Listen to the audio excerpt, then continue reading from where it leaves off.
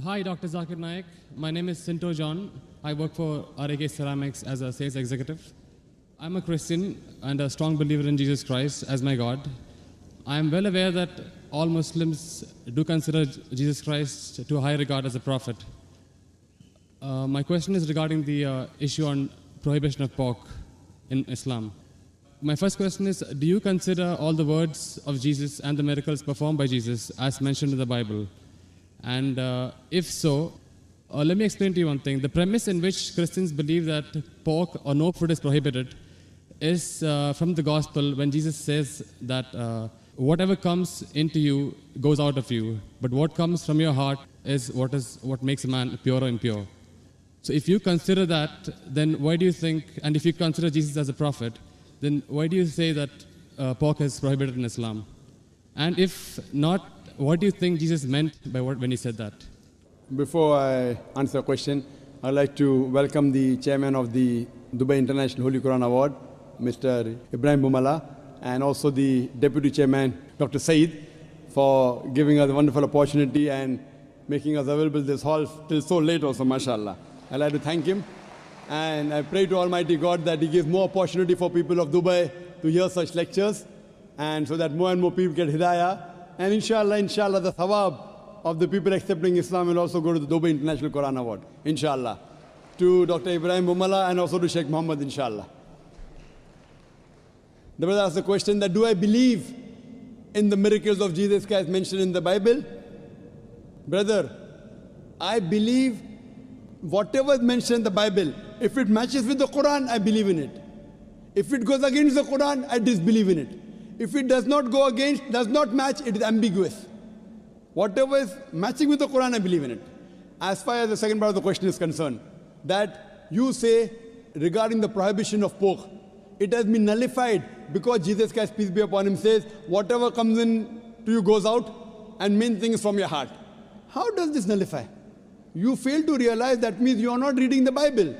Jesus Christ, peace be upon him, said in the Gospel of Matthew, chapter number 5, verse number 17 to 20, it says, think not that I have come to destroy the law of the prophets.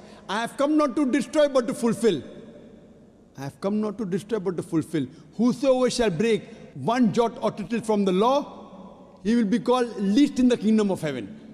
That means you cannot break one jot or tittle from the law. That's what Jesus Christ, peace be upon him, says. Now you pick up another verse and says, what comes into you goes out, what is from your heart, you can have pork. Where does it mean you can have pork? You're contradicting your God, Jesus Christ, peace be upon him. It says, think not that I have come to destroy the law of the prophets. I have come not to destroy but to fulfill. Unless the heavens and the earth pass away, not one jot or tittle can pass away from the law until they are fulfilled. And whosoever shall break one law or tittle, he shall be called least in the kingdom of heaven. Whosoever shall keep it and teach men the same, they shall be called great in the kingdom of heaven. Unless your righteousness exceeds the righteousness of the scribes and the Pharisees, in no way shall you enter the kingdom of heaven. So if you want to go to Jannah, you have to be better than the Jews. You have to follow each and every commandment of Moses, peace be upon him. This is the teachings of Jesus Christ. Gospel of Matthew, chapter number 5, verse number 17 to 20. Okay, if that is so, then what do you think he meant when he said that whatever you eat comes in, whatever comes in out and goes out of you, what is from your heart is what decides what is pure or impure? It is simple. What comes in goes out. What's the problem in that? No, whatever you eat goes out. Is there any problem in that? No, it was asked in relevance when Jesus' disciples were questioned by the Jews that why are they not following the traditional ceremony of washing their hands before eating food. That's when Jesus replied that don't you understand that what you eat doesn't matter if it is pure or impure. What you eat, it goes into you and comes out of you. He didn't say it doesn't matter what you're eating is pure and impure. That's your saying. It's not mentioned in the Bible that way. No, it is mentioned in the Bible that what you Does eat... it say that whether what you're eating is pure or impure doesn't matter? Does it say that? No, it doesn't say. I'm sorry. So please don't put your words in the Bible, please. Fine. But what I'm quoting is verbatim. Fine. You can check up. I'm quoting from my memory. I don't have the Bible in front of me. But you're saying, you're putting your words into the Bible. No, but he definitely said that what you eat comes out of you. Of course, what you eat has to come out. What you eat has to come out. We are human beings. He wouldn't simply state that for, I don't know, for no man's sake. It is simple. What you eat comes out simple. Your heart means it is from your heart. That means your heart should follow the commandment. No, Because what Jesus he- Christ, peace be upon him, said earlier, don't break one jot or tittle. So if your heart is in it, you will not break a single jot or tittle. Simple explanation. Fine, You but don't he have to was- be a doctor of divinity. He was trying to prove the Jews wrong by saying that it is not important. No, not that- at all. He wasn't trying to do that. That's what you think. That's what the church tells you. It's plain black and white.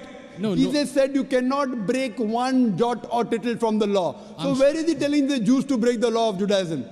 He's not telling that. He is not giving any indication for the Jews to break the laws of Judaism. He is telling them to obey it.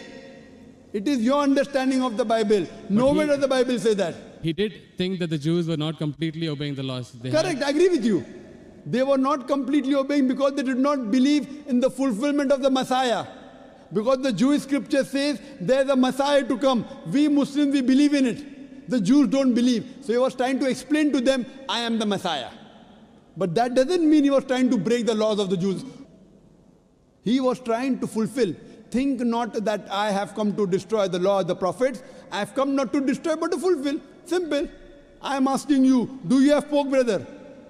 I'm sorry? Do you have pork? Yeah, I occasionally. That means you're not a good Christian. You're not a good Christian. Even occasionally you break one law or a tittle, you shall not go to Jannah. Not Quran says that, Bible says that. Even if you have pork and you break one law or a tittle, you shall not go to paradise. You shall not enter eternal life. And you said that you are a practicing Christian. You said you believe Jesus Christ is God. I don't believe Jesus is God, but I follow his teachings. I love him more than you. This is what Jesus said. It's from the heart. This is the explanation of your verse. It's from my heart. I love him. I love Jesus Christ. Peace be upon him. Do you? I don't think so. It is I do. theoretical, not I from do. your heart. Verbally, yes. No, I do very strongly. So if you strongly believe in Jesus Christ, peace be upon him, why are you disobeying him? Why? Why are you disobeying him? I don't think I am disobeying him until now. But I'm quoting you from the Bible, Gospel of Matthew chapter 5 verse 17. Think not I have come to destroy the Okay. law of the prophets. And Okay. I've given you quotation from Leviticus chapter 11 verse 7 to 8, Deuteronomy chapter 14 verse number 8, Book of Isaiah chapter 65 verse number 2 to 5. References. Okay, if that's the case, in the Old Testament it is said that an eye for an eye, a tooth for a tooth. But what did Jesus Christ say? If somebody slaps you, show him the other side. Now isn't that like a defying of the law? No, Isn't it's that not a correction? defined. I will give you. What you're quoting is references from the Gospel of Matthew chapter number 5 verse number 38. Okay. I will give the quotation. I It has- don't want the quotation, I want the answer for my question. But first I'll give the quotation reference, then I'll give the answer. Na? Fine, fine. I always give with proof. You believe without proof, you can do that. I'm a man of proof. With references from your scripture. Okay.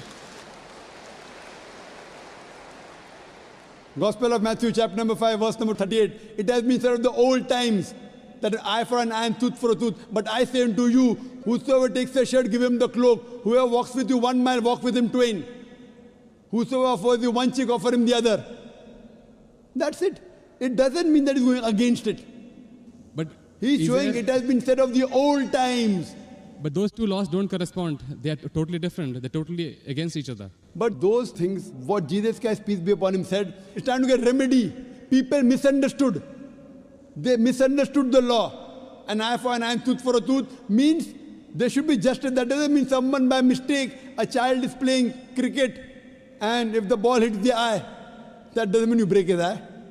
People misunderstood the message. He was correcting it. Same way how you misunderstood the message that Jesus said had pork. Where did he say have pork? It means that people misunderstood. They are following the law by the letter, not by the spirit. What you have to realize that it means that if by mistake someone is playing cricket and suppose the ball hits the eye, that doesn't mean that you have to take the eye of the boy. So you have to follow the law in the spirit. And you have to see the meaning of it. That's important. That's what Jesus Christ, peace be upon him, tried to explain. I'm asking the question, will you follow Jesus Christ, peace be upon law today? If someone slaps you on one cheek, will you offer the other? There are many people waiting in the queue. Will you do that? I'm sorry? There are many people waiting in the queue. Okay. Will you follow Jesus' law? If someone slaps you, will you offer the other? No, but that is wrong then. According to me, it is wrong. According to you, it is correct, now. You believe Jesus Christ is your God, peace be upon him. Yes. If someone slaps you, will you offer the other cheek? You can come on the stage here. We'll have many people slapping you.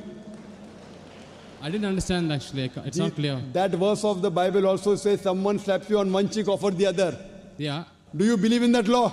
I do, yes. So if someone slaps you, will you offer the other cheek? Exactly. If I don't, that means I'm disobeying his laws. That's it. Okay, suppose if I tell that from today, everyone will come and hit you on the cheek. Maybe once or twice you'll offer. Will you offer always? Well, that depends on my depth of the faith. I mean, if I'm really strong believer, then I would definitely offer. Is any Christian worth the name born today who will keep on offering his cheek? I have not met anyone. Do you agree that 30,000 people here, 30,000 slaps, will you take? But believe me, there are really true believers who would. I am asking you, will you? Leave us others, will you? I don't know. That means you're not a believer. That's I what don't you know realize is the it is. question. I don't know is the Therefore, what answer. we realize that every prophet came and for remedy. Today, Muhammad Sallallahu Alaihi Wasallam has come. And he said, depending upon the situation, if it is by mistake, an eye for an eye, tooth for a tooth is wrong. If it is required, sometimes you can offer your cheek, but not always. If you offer the cheek, where is justice? If that way someone kills you, you allow them to kill again. Is this justice? It's not justice at all. Depending upon the situation, you have to keep on changing. Therefore, I say that I believe in the teachings of Jesus Christ, peace be upon him, which match with the Quran. If it doesn't match with the Quran, what I say, it's an interpolation, it's a concoction, it's a fabrication. Because everything written in the Bible is not the word of God. According to scholars of Christianity, they say there are many interpolations in the Bible, there are many concoctions, there are many fabrications. According to Christian journals, they say there are 50,000 errors in the Bible. How many? 50,000. So therefore, I don't consider Bible to be the word of God. There are many unscientific things mentioned in the Bible. If you read the book of Genesis, I can give a lecture only on the contradictions, on unscientific things. I don't consider word of God. Do you consider Bible to be the word of God? Yes. Okay. Now do in the book of Genesis, chapter number 1, Yes. verse number 16. It says, Almighty God created two lights. The greater light, the sun, to rule the day, the lesser light, the moon, to rule the night. Bible says the light of the moon is its own light. Do you believe in that? The light of the moon is? Is its own light. Do you believe in that? No. That you don't believe in the Bible. Bible says in the book of Genesis, chapter number 1, verse number 14, Almighty God, He created the earth on the third day, created the sun on the fourth day. That means the earth and vegetables came before and sun came later on. Do you know science, brother? I'm sorry? Do you know science? Yes. The Bible says earth came first and then came sun. Is it correct? I don't know. No. Scientifically, is it correct? The earth came first and? Then the sun came. Earth came on the third day, sun came on the fourth day. Is it possible? We know the sun is the parent body in the solar system. All the planets that revolve around the sun, they are the bodies from the sun. You know the Big Bang? Yes. So it is created simultaneously. But the Bible says earth on the third day, along with vegetables, sun on the fourth day. How can the vegetables survive without sunlight? Is it possible? If God can make it that way, why not? But do you believe in that? See, what God can do, but will God do something which is wrong? Illogical thing God will do. See, reasoning with God, I don't think it is in our scope. It is beyond our scope. It is not in your scope, but in the scope of human beings like me. God has to be logical.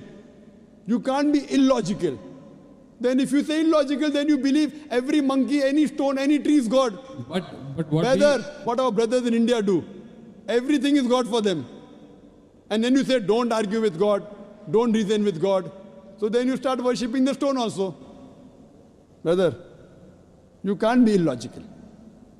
Seek ye the truth shall free you. Thank you. So hope you seek the truth, brother. Sure.